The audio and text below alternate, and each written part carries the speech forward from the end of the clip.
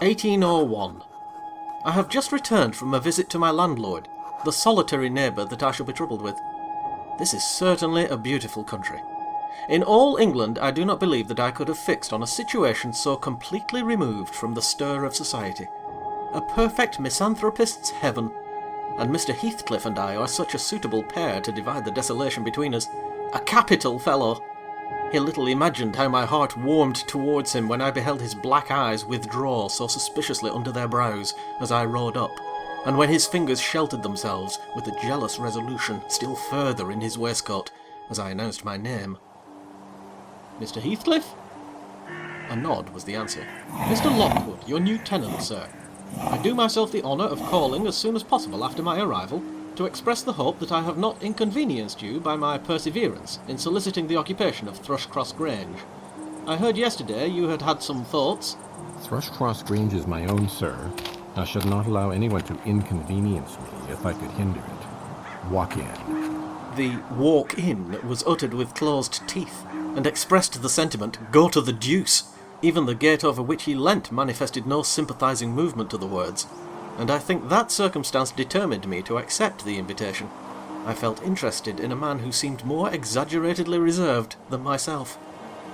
When he saw my horse's breast fairly pushing the barrier, he did put out his hand to unchain it, and then sullenly preceded me up the causeway, calling as we entered the court, "Joseph, take Mr. Lockwood's horse and bring up some wine." "Here we have the whole establishment of domestics, I suppose," was the reflection suggested by this compound order.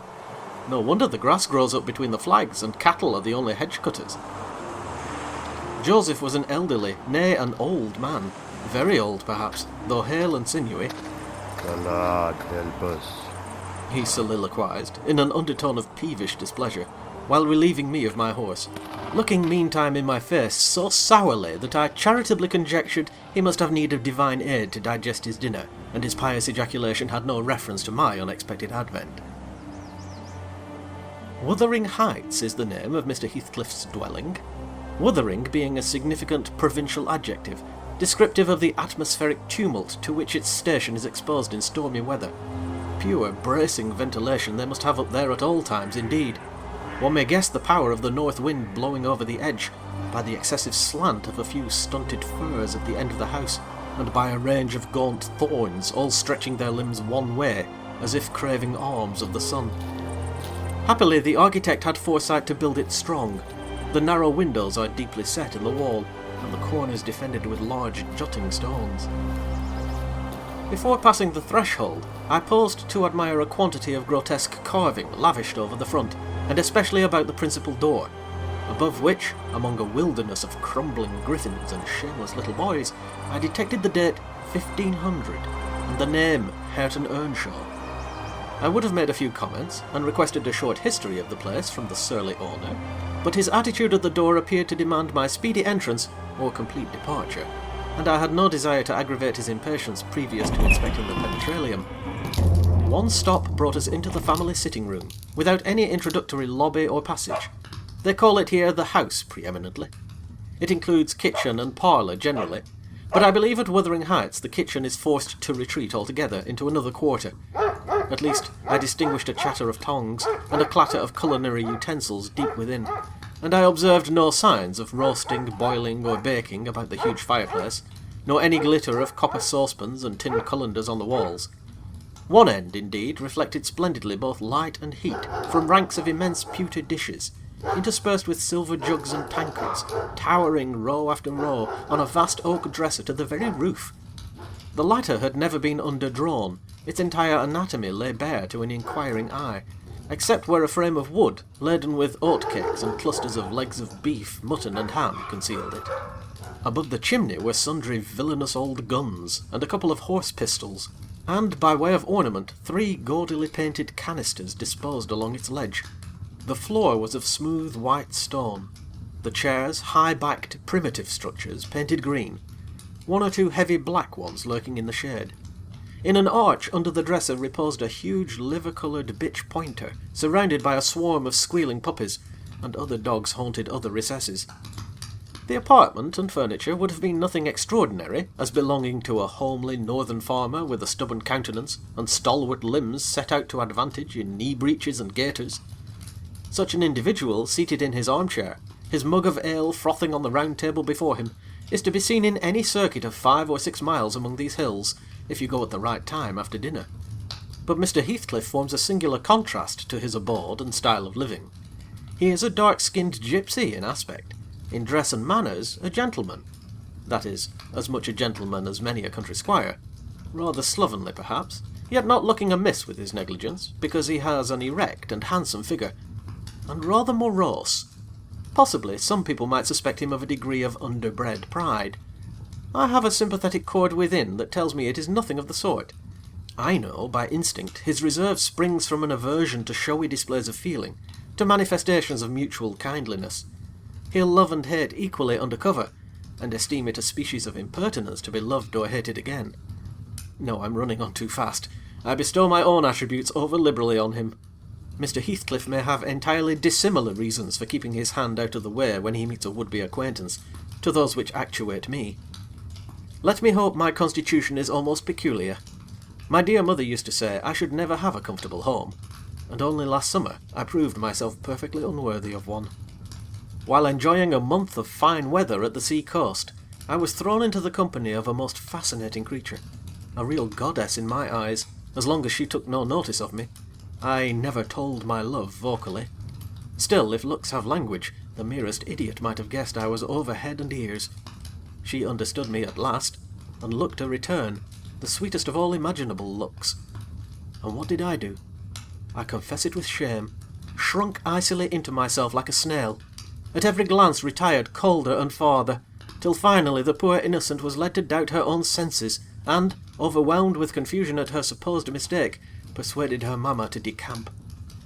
By this curious turn of disposition, I have gained the reputation of deliberate heartlessness. How undeserved I alone can appreciate.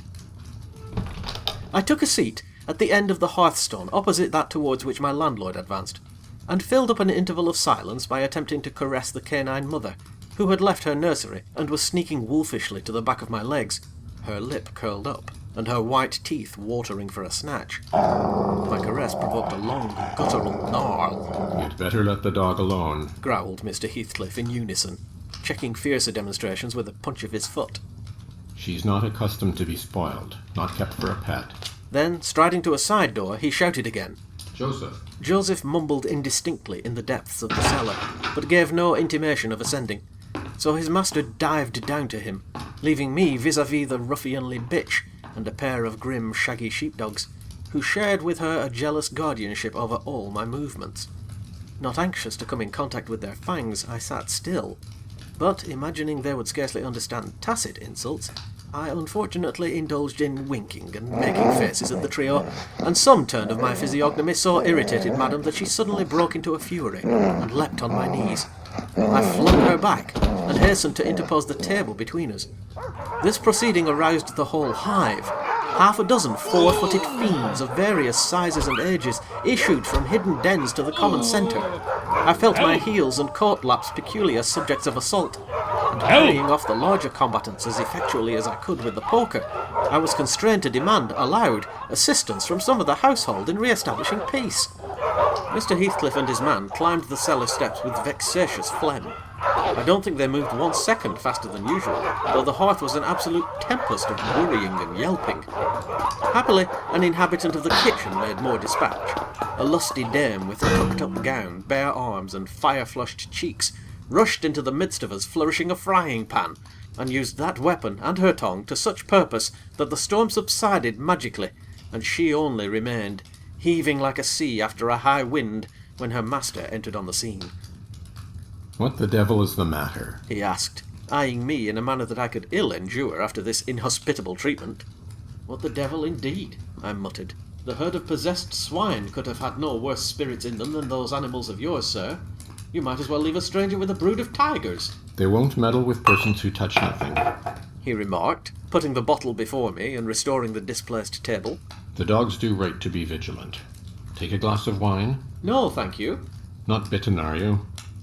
If I had been, I would have set my signet on the biter. Heathcliff's countenance relaxed into a grin. Come, come. You are flurried, Mr. Lockwood. Here, take a little wine. Guests are so exceedingly rare in this house that I and my dogs, I'm willing to own, hardly know how to receive them. Your health, sir? I bowed and returned the pledge, beginning to perceive that it would be foolish to sit sulking for the misbehaviour of a pack of curs. Besides, I felt loath to yield the fellow further amusement at my expense, since his humour took that turn. He, probably swayed by prudential consideration of the folly of offending a good tenant, relaxed a little in the laconic style of chipping off his pronouns and auxiliary verbs, and introduced what he supposed would be a subject of interest to me, a discourse on the advantages and disadvantages of my present place of retirement. I found him very intelligent on the topics we touched, and before I went home I was encouraged so far as to volunteer another visit tomorrow. He evidently wished no repetition of my intrusion. I shall go, notwithstanding. It is astonishing how sociable I feel myself compared with him.